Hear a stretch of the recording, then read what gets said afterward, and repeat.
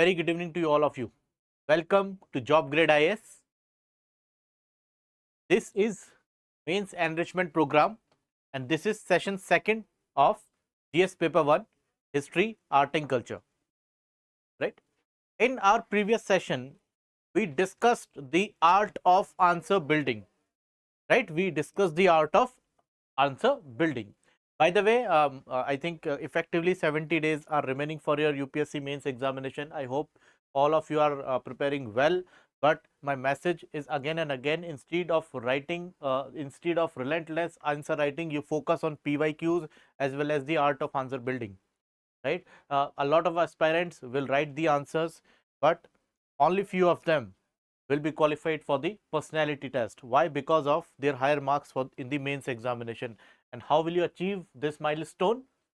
By building the right answer under the right approach, under the right guidance. So for that purpose, you download Job Grade IAS app, subscribe to YouTube channel of Job Grade IAS and join Mains Enrichment Program for UPSC Mains 2025.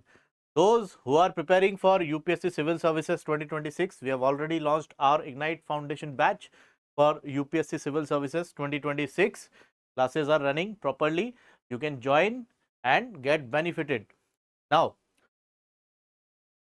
we have discussed certain questions, and before that we discussed the art of answer building. I dictated you, I shown you in my presentation how to build an answer. Let us have a revise of that topic, how to build an answer. We discussed certain points, the introduction, the body and the conclusion. What I told you in introduction, you will give the definition.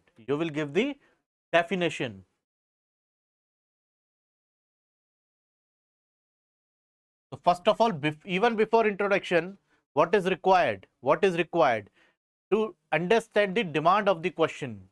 And what I told you, the demand of the question is the demand of Union Public Service Commission.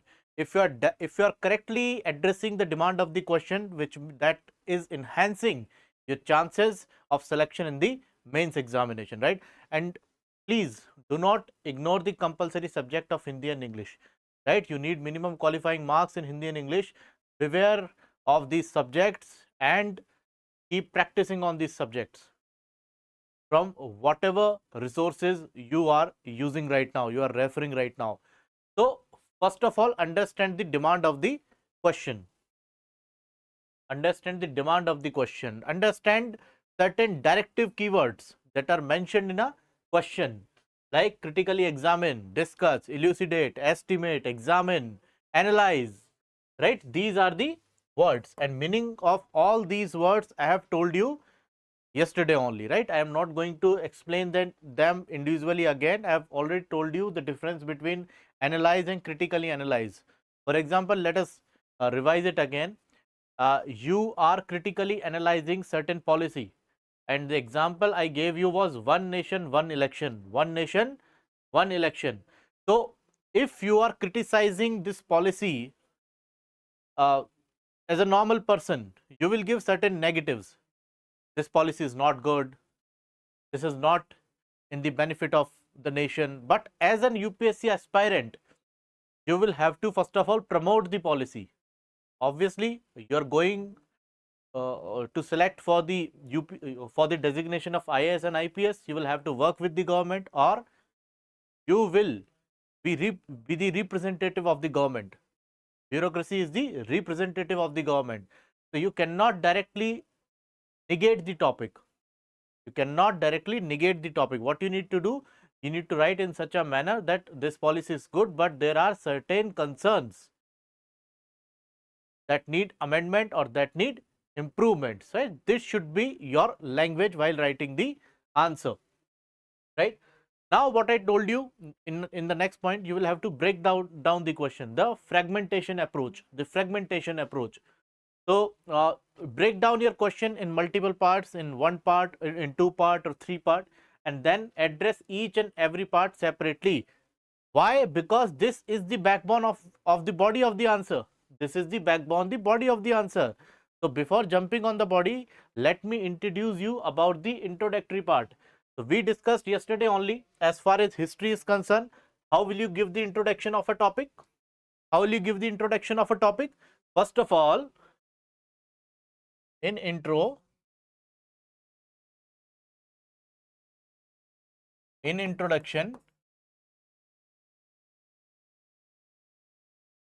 you will have to define what is being asked, right? Then as far as history is concerned, what you need to mention in introduction? The precise timeline, the precise timeline, precise timeline. Let us suppose you are giving the timeline of Pallavas. There was one question that we have discussed in our previous session, that estimate the contribution of Pallavas in the development of art and literature of South India. So what we written in the timeline, Pallavas, who ruled from 4th century AD to 9th century AD. Clear?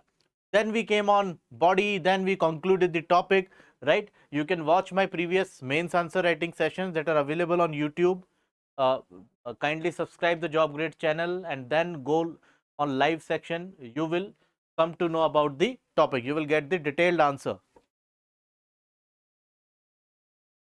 So now question for today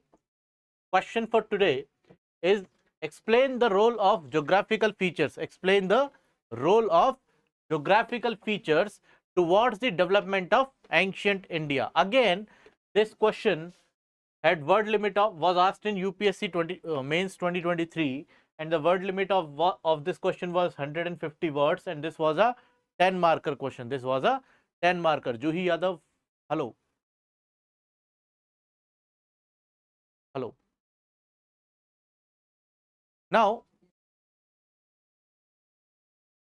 understand the question. Can you fragment this?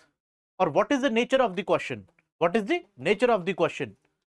Explain the role of geographical factors towards the development of ancient India. This is a straightforward question, and this requires a lot of brainstorming.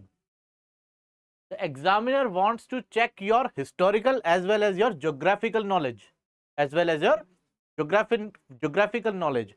By the way, let me tell you one thing, let me decode you one thing. This question is a direct product of book Ram Sharan Sharma of Ancient History. You will find this chapter, the role of geography in the development of ancient India, on page number 10. On page number 10. So this was a direct question. Those who were referring the R.S. Sharma book, or those who were referring the old NCERT by R.S. Sharma, which is quite good, could answer the question very easily. So this was a directly source based question, but it's not always mandatory to go through the R.S. Sharma. It's not always mandatory to go through Upinder Singh. It's all about your comfort, right? The credibility of the resource. There are a lot of books. There is one more book which is very profound in the ancient history, known as Romila Thapar. Book by Romila Thapar, right? Now, let us decode this question in the classical way that we have learned in the previous sessions. Just focus and let me know, can you fragment this question? Can you fragment this question? Can I see the comments?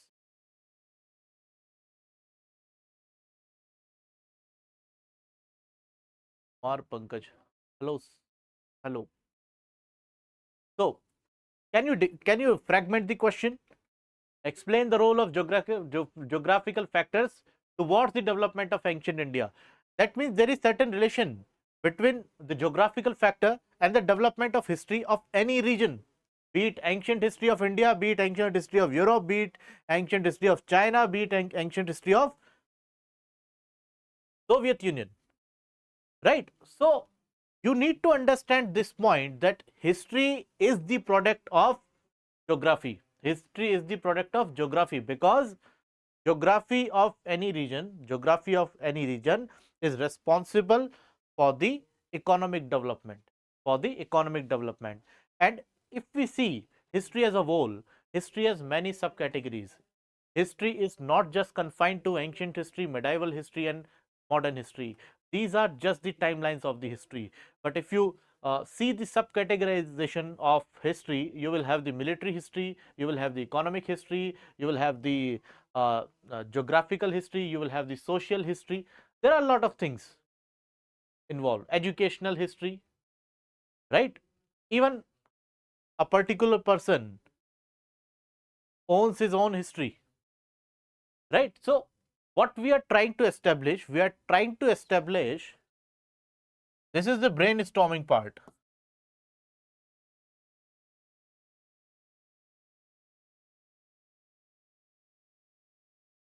We are trying to establish relation between geographical factors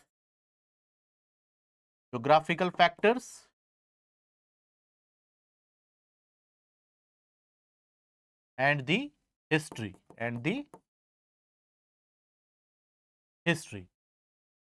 Now, what are certain geographical factors, or you can say features? Rivers, mountain, passes, coasts, plains, archipelago, island. There are sustained and numerous kind of geographical features and geographical factors also, such as rainfall, such as monsoon, such as thunderstorm, such as drought, right?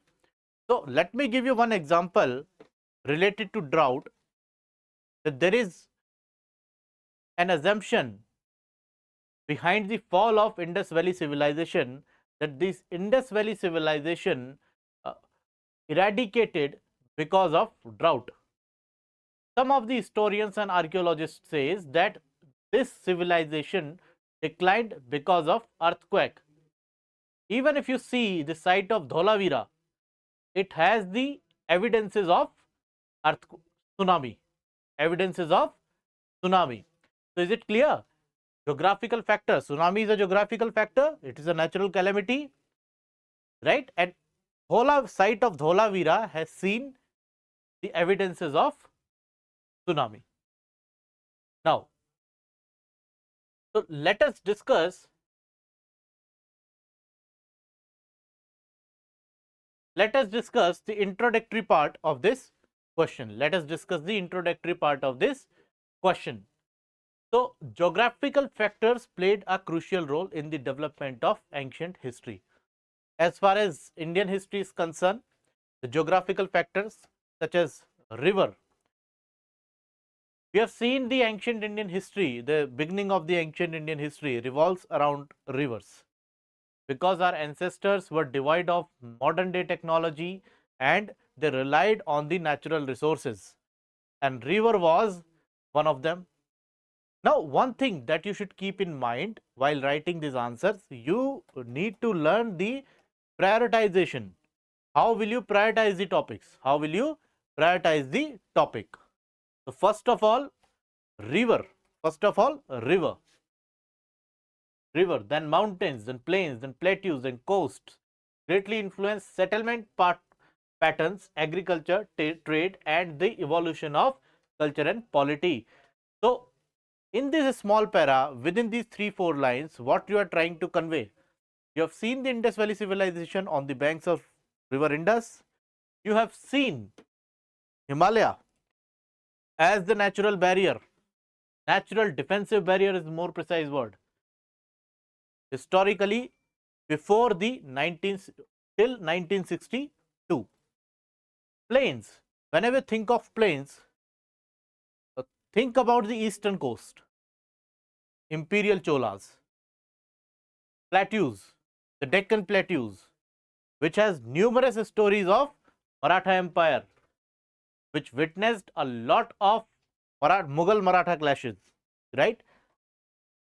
Why Deccan Plateau was a favorable position for Marathas? Because of the presence of forest. Mughals had no training of guerrilla warfare.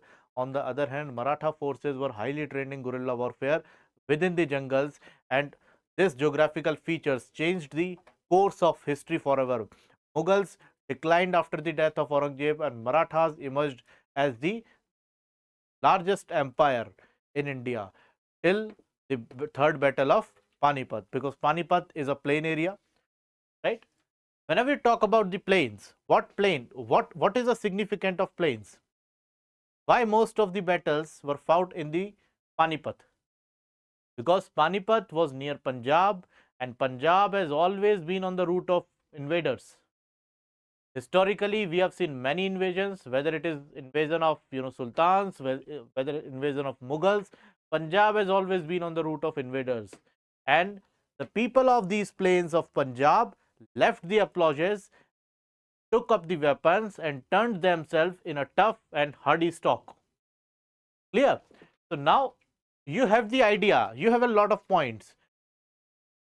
The biggest problem with the aspirants that I have not enough knowledge about the mains examination. If you are prepared well, then you don't need to worry.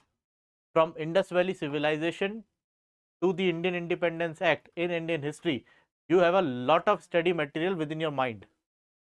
What you need to do, you need to channelize your energy. What I am trying to do here, I am channelizing your energy. These points that I have mentioned in the introduction are not very specifics. If you are watching the session, you will come to know these are very normal points. You could write, but what you need to do, you need to channelize your energy. That is the aim of our mains enrichment program, right? So now, greatly influenced settlement patterns, agriculture, trade, and the evolution of culture and polity. Evolution of culture and polity. So now the part body is arrived. See what I mentioned in the introductory portion: rivers, mountains, plains, plateaus, and coasts. You will see in the body portion, I have given the first priority to the rivers. First priority to the rivers. Why? Is it merely the Indus Valley civilization that flourished on the banks of river Indus? No. Even you see Vedic culture, Rig Vedic culture flourished in the Sub-Sandhav region, which was the fertile region of 7 rivers. Can you name the 7 rivers? Can you name the 7 rivers? Let me know in the comment box. These 7 rivers were Indus, Jhelum, Ravi, Vyas, Satluj, Chenab, and Saraswati. Clear? Indus, Jhelum, Ravi, Vyas, Satluj, Chenab, and Saraswati. So again, a cluster of river we have got, and it nurtured an entire society, the Vedic society, the Rig Vedic society, the semi-nomad Aryans. Now when it comes to the later Vedic period, after the battle of 10 kings, you will find Aryans got settled in Ganga Jamuna region. They left their semi-nomadic nature, they got settled. Why? Because the Ganga Jamuna Doab considered as the most fertile region for the crops. Clear? Now, what is happening now? You have started agriculture, you have established fields, you are running poultries, you are doing livestocking. Now, your life is settled. Why? Because of the rivers. So, when you were in the Sub-Sandhav region, your nature was semi-nomadic. And when you won the battle of 10 kings, and when you got the Ganga Jamuna Doab, you got settled. So, one society which was semi-nomadic in nature became settled. And this changed the course of ancient Indian history.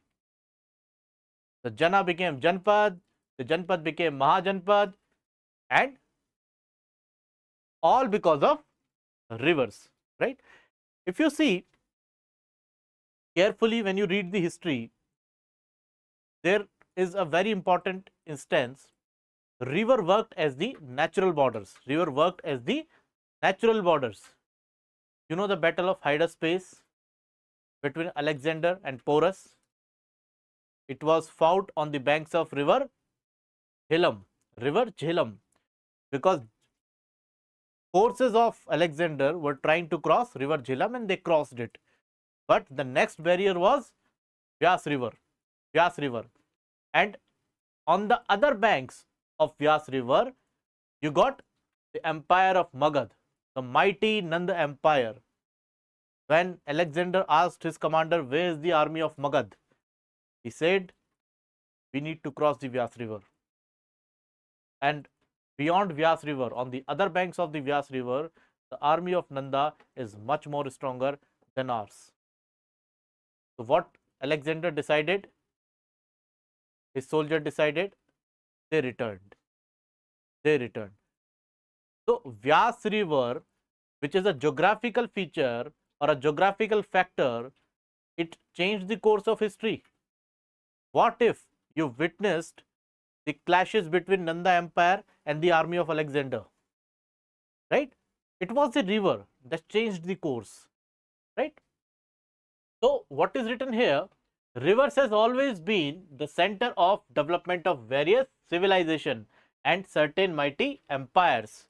For example, empire of Magad.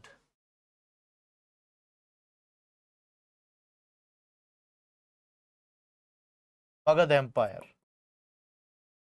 Right? The Rigvedic, the Indus Valley civilization was based on Indus and its tributaries.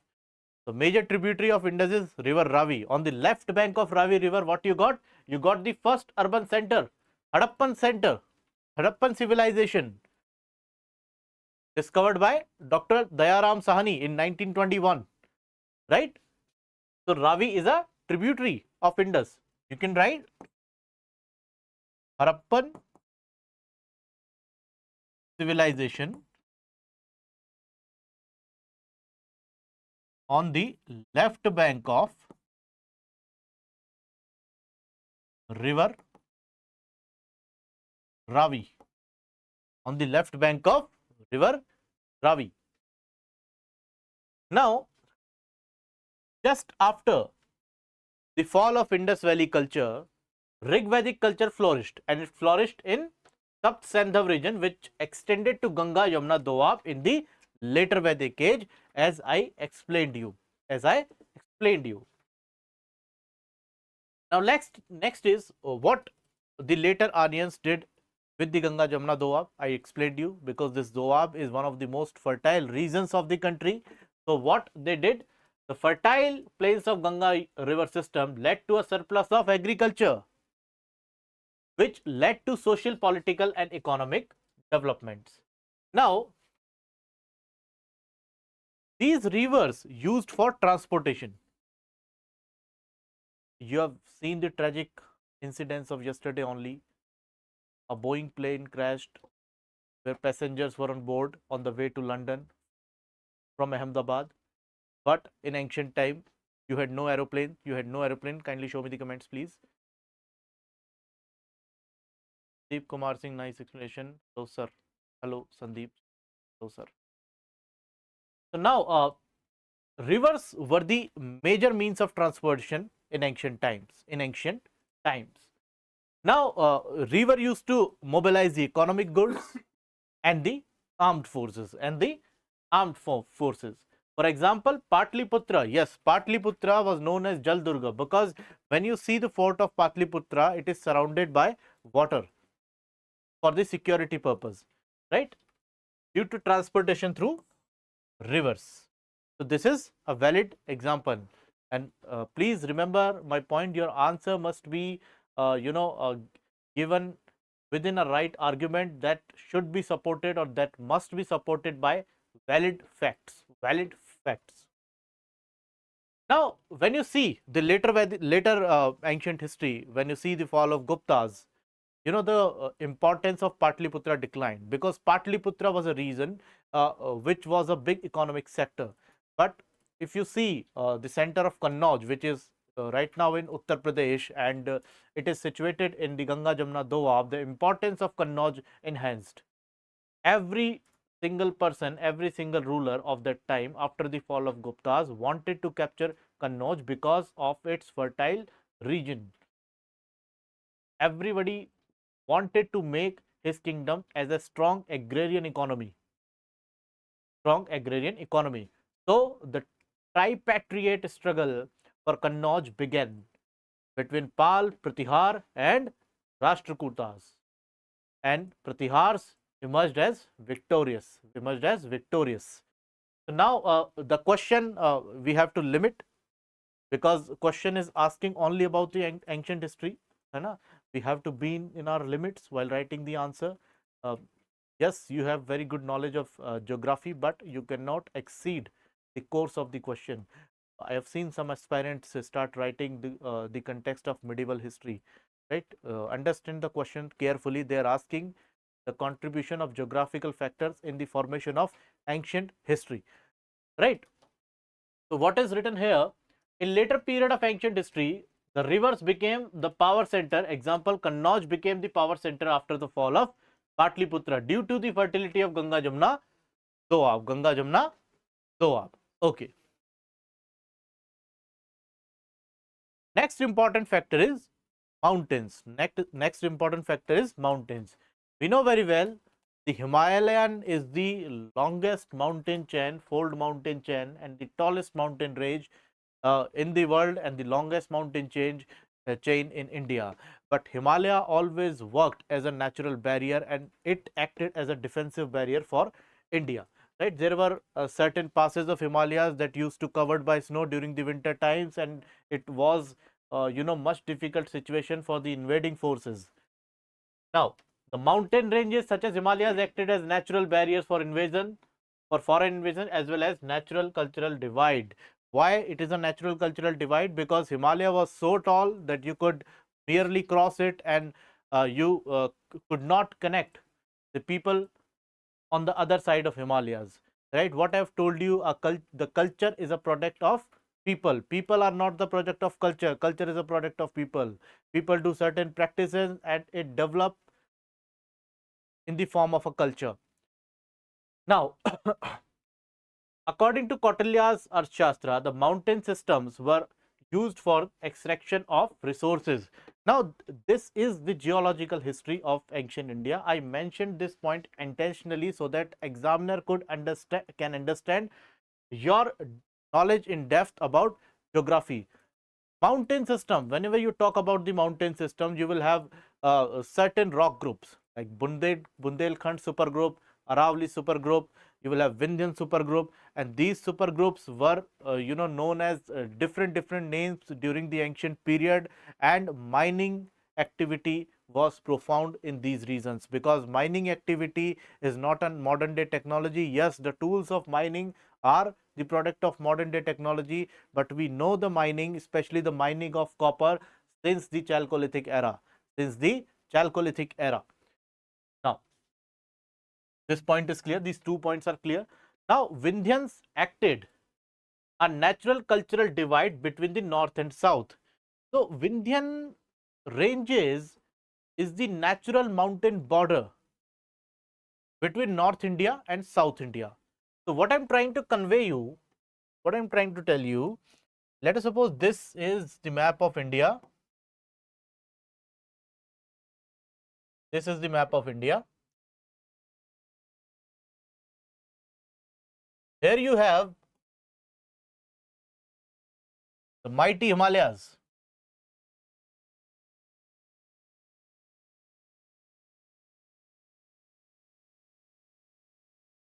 At somewhere in central India, you have the Vindhyan range.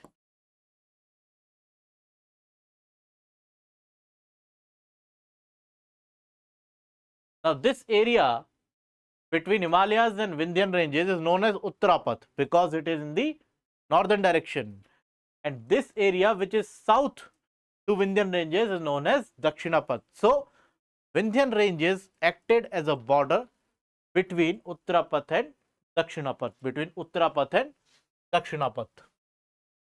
This is Uttarapath, and yes, this was also the house of early Vedic Aryans, the Rig Vedic Aryans. This region was also known as the Saptasandhav region, right? But here I am writing Uttarapath. Here I am writing Dakshinapath. Dakshinapat. Right? So now Vindhyans acted as a natural cultural divide between the north and south, which led to a flourishing culture in both the areas. Mountain ranges such as Himalayas acted as a natural barriers for foreign invasions as well as the natural cultural divide. Natural cultural divide. They've we have to. You don't need to mention about Himalayas again because introduction and explanation of Vindhyan is enough for this content, for this answer. But I've told you, I'm repeating you again. So this is Uttarapat, this is Dakshinapat, and this is Vindhyan ranges, which is acted as a boundary. This area Uttarapat had different culture, a different culture. As you know, the Vedic culture flourished in North India only. The culture of South India or the culture of Dakshinapat was different. Why? Because of this natural barrier. You see, you study the history of the Aryans, history of non-Aryans, but there is a separate chapter in ancient history about the Sangam age, about the South India, because they had very distinct culture which was slightly different from the culture of Uttarapat. Clear? Now, according to Kautilya's Arthashastra, the mountain system were used to. Okay, the Vindhyans acted as a natural cultural divide between the northern and southern, which led to a flourishing cultural in both sides. Now, land and sea routes. Land and sea routes. Have you ever heard about Khyber Pass? Khyber Pass is in Pakistan. Have you ever heard about Bolan Pass? This is also a route from Pakistan to India or Pakistan to Afghanistan, right? A lot of foreign travelers, a lot of traders used the uh, mountain pass, used the land route such as Old Silk Route. Old Silk Route was a major trade route of ancient India, which was popularly used by the Kushans. Used by the Kushans. So trade routes such as Uttarapat and Dakshinapat facilitated economic as well as cultural contacts. So let us suppose you are going to trade in China in ancient time. Will you go and just trade and will you come back? No, you will adapt certain Chinese qualities, certain qualities of Chinese culture. Clear? You will adapt certain qualities. Now, what I'm trying to convey you that what is the means of travel? The means of travel is land and the sea route The trade routes such as Uttarapath and Dakshinapath facilitated the economic as well as cultural context. The vast oceans connected the ports. The vast oceans connected the ports. This is a popular question of examination as well as the mains examination. Why? There are certain ports known as Tondi, Mushiri, right? Bhadauch,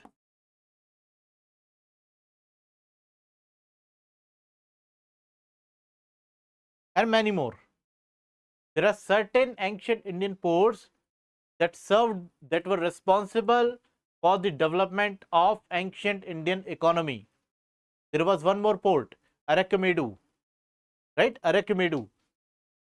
They influenced the trade and economic and cultural and political contexts. Obviously, political contexts are necessary for running a very good economy between the two nations, between the two different cultures, right? Political assent is very much required. We don't have very good trade relations, uh, with Pakistan right now because of the political tensions, right? I'm not rating the political connections between India and Pakistan, the economic relation between India and Pakistan, because we have good trade relations with United States, Europe, Israel, much better than our Pakistani counterparts. Now, these land and sea routes also paved the way for spread of various ideas, philosophies, and religion. And how will you satisfy this point? How will you satisfy this point? The best example is Mahindra and Sanghamitra, children of the great Ashoka. They spread Buddhism. They gave sermons in Sri Lanka. And how did they travel to Sri Lanka? sea routes, through sea routes. The best example is Mahendra and Sanghamitra, in bracket, children of Ashoka. They spread Buddhism. They spread Buddhism. I have mentioned one of the Buddhism spread through Silk routes and Central Asia. Right? There are many things. Buddhism was spread through Silk routes by Kushanas. To Central Asia, through Silk route to Central Asia by Kushanas. Right? You can mention in China and to Sri Lanka and Southeast Asia through the sea routes. So whenever you talk about the land routes, mention about Kushans. And whenever you are mentioned about the sea route,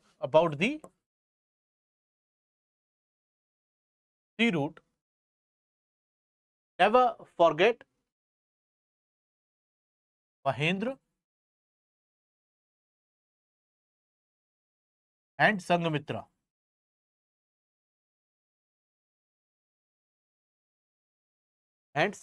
Children of the great Ashoka.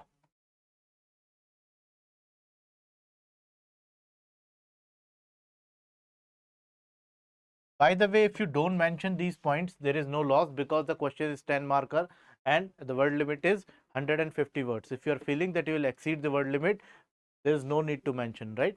I'm going to explaining you the brainstorming portion, the structure and the content, right?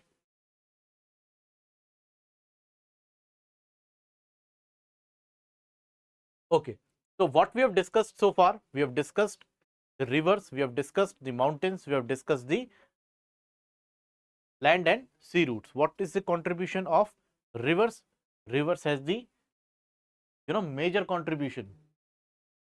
The emergence of Indus Valley civilization, the development of Vedic societies, sub-Sindhu region, and in the Ganga Jamuna Doab, right? The the formation of Magad Empire, the confusion of Alexander whether he should pass the river Vyas or not because of the presence of strong army of Ghananand on the other banks of river Vyas, right? So these are certain important points that you need to mention. There are a lot of examples, but what is the beauty of this question? What is the beauty of this question? The beauty of this question is the prioritizing the fact. Rivers are the most important, then mountains, then you will have trade routes, then you will have land routes and sea routes. Can I see the comments?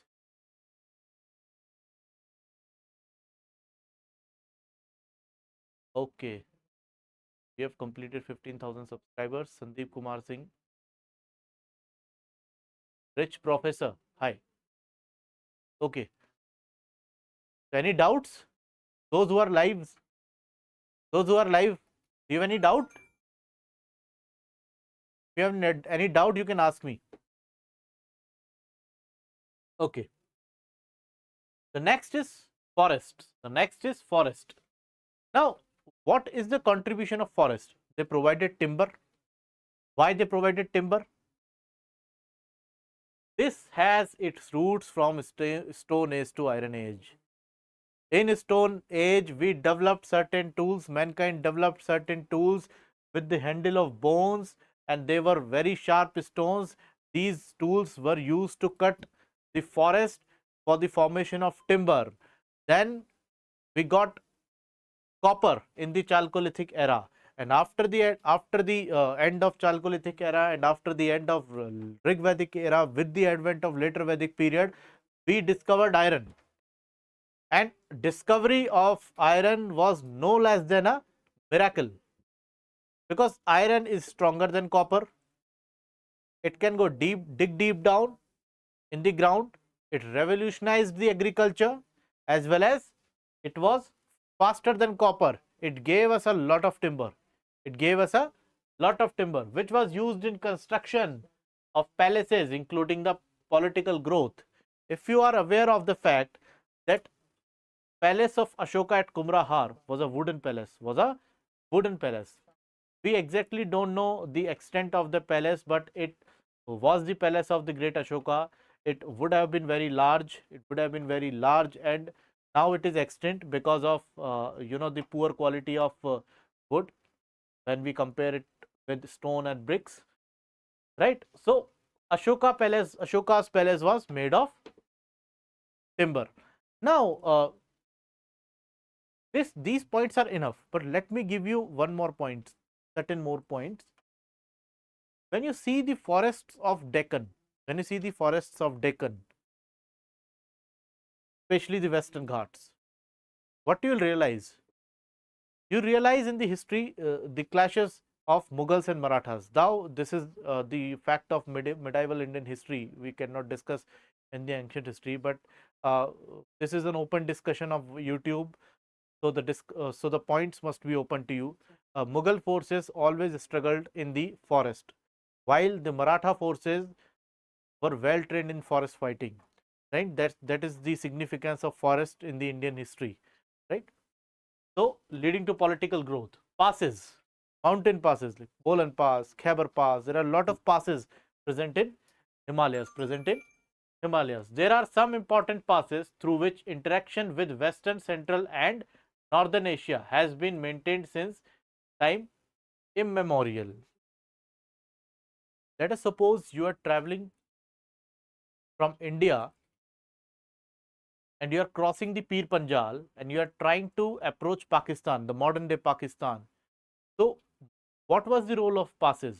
The role of passes was the secure passage for travelers.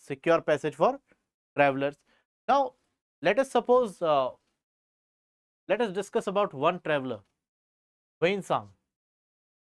Wainsang come in the reign of Chandragupta II. He wrote a book Cuk. And he explained the mountain passes route from China to India. By the way, he entered India from Jalandhar. But Jalandhar is a plain area, right? He entered in the Indian borders from various passes. So passes played a crucial role in the context of foreign travelers, and whenever foreign travelers arrived in our country, they gained a lot of cultural and religious knowledge, and when they returned back to their countries, our culture was transferred to China, our culture transferred to Mongolia, as well as their culture entered in our country. How it is possible for Chinese students and the Korean students to enter in India and study about the Buddhism? Because India was the major center of Buddhism. How did they entered? Some of them entered with sea routes, but many of them entered through the mountain passes, right? There are some important passes through which interaction with Western, Central, and Northern Asia has been maintained since the time immemorial. So these passes facilitated foreign invasions into India, especially from northwest India. So, as I told you about the invasions of in the plain of Punjab, it is impossible to enter in the plain of Punjab without passing these certain passes, without crossing these certain passes. Clear?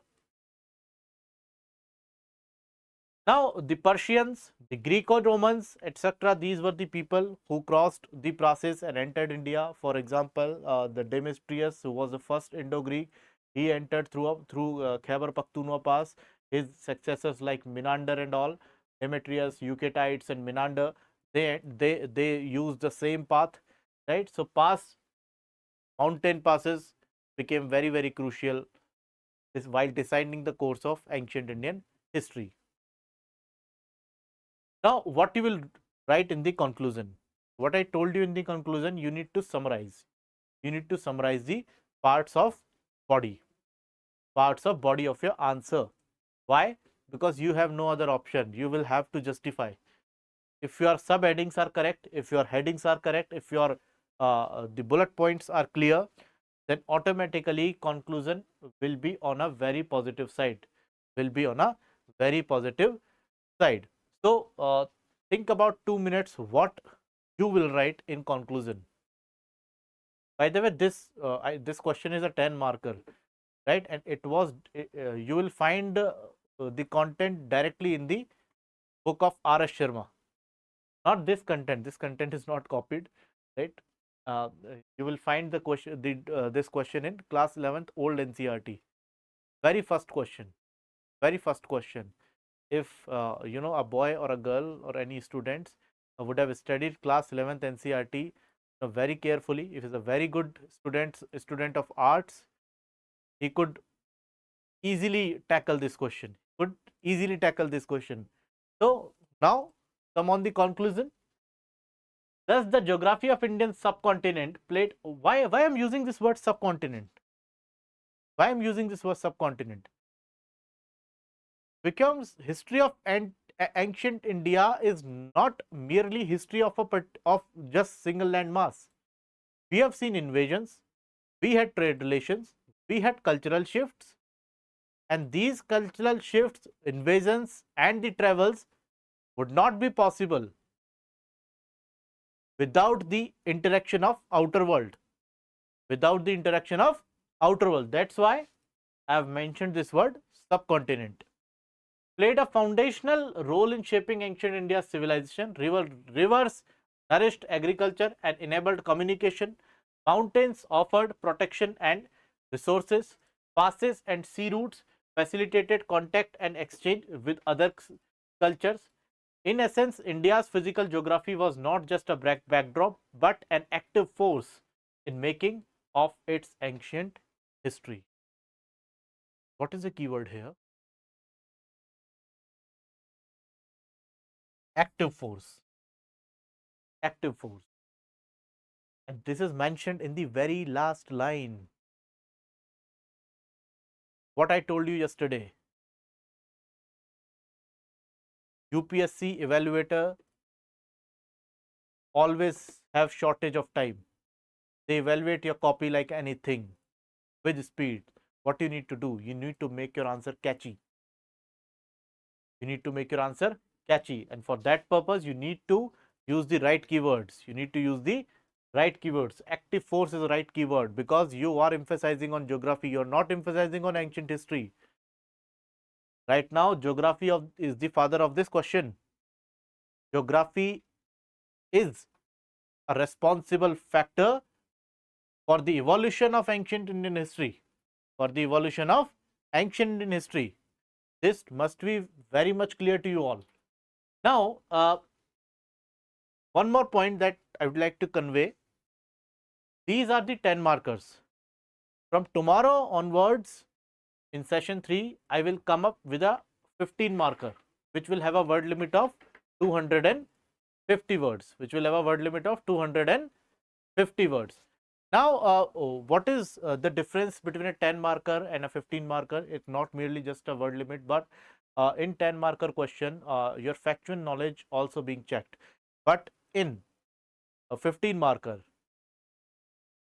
which has a word limit of 250 words, your analytical skills are also being checked on an enhanced level, So I hope this session is clear to you all, but mark my words, you need to, build the answer instead of relentlessly write the answers. Work on your content, right? If there is any doubt, so there are many students live. Richa, Kumar, Pankaj, Tuhi Yadav, just physics. Is there any doubts? Now, are you satisfied that you will write, significant 150 word answer of this question? Why? Because why I'm putting this question for you? Because PYQs are the key. PYQs decode the pattern of the mains examination, right? I'll show up you the repeated themes of the history. don't be just scared with the vastness of this subject. There are many themes who are repeated, right? History in mains examination, I consider easier than the prelims examination, right? In prelims, they can ask anything. Sonu Kumar Yadav, hello sir. Hello, Sonu Kumar Yadav. Is there any doubt? Please let me know. Is there any doubt? Okay. Sonu Kumar Yadav, is there any doubt? आपको कोई doubt है तो hello हो गया.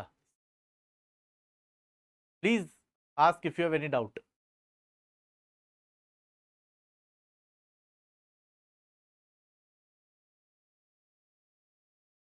Sir PT में क्या क्या आता है?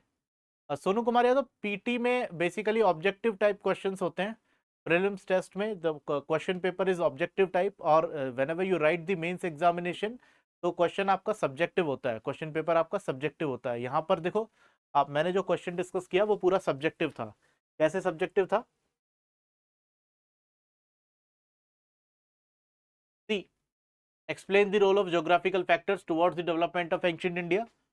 ठीक है, यहाँ पर एबीसीडी कोई ऑप्शन नहीं है. That means this is not an objective question, this is a subjective question. This is a subjective question. Clear? PT में क्या क्या सब्जेक्ट आता है?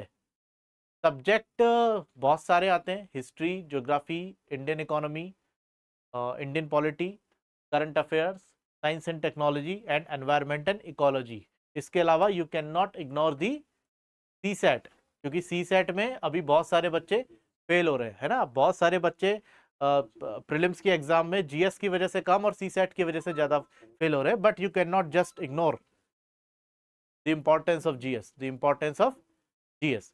तो this was the session. One thing that you should keep in mind while writing the answer, I am revising it again. Intro, body. Within the body you must have headings,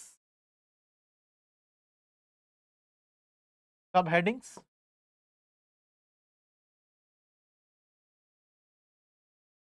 then conclusion. This is a summary. And what is the backbone of any answer? These are the keywords. These are the keywords. What are the certain keywords? These are the keywords: rivers, mountains, plains, plateaus, coasts, greatly influenced. These are the geographical keywords, right? From here we are started prioritizing the subheadings. Prioritization is very much important.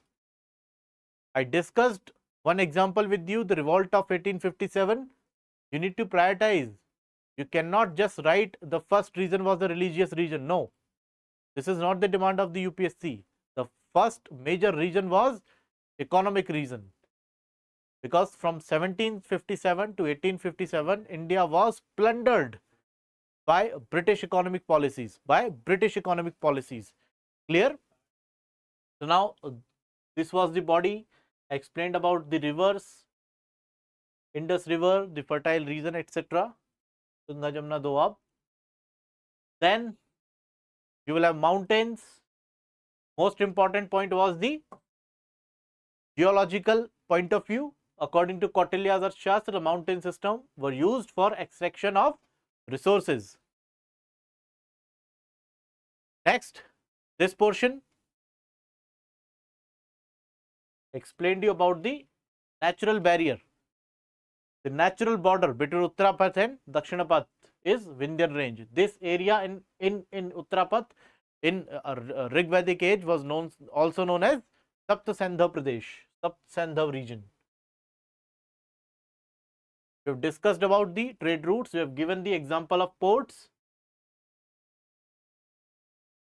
We have given the example of spread of Buddhism through land route because of Kushanas, through sea route because of children of Ashoka. Then forest, then passes. We have given the examples when it as far as invaders were concerned or the travelers were concerned. So this was the entire session of Mains Enrichment Program, session 2. This was history. I'll come up with session number 3 tomorrow. So stay tuned. Kindly subscribe JobGrade IAS for more updates, and you can watch certain free classes on our app. For that purpose, you need to download the JobGrade IAS app. Download the JobGrade IAS app. So this is all for the day. Work hard for the mains examination. You are just effectively 17 days away from the examination. Identify the keywords and solve a lot of PYQs. Solve a lot of PYQs. If you are not able to score well in the test series of any institute, solve a lot of PYQs. PYQs are the key for the mains examination, right?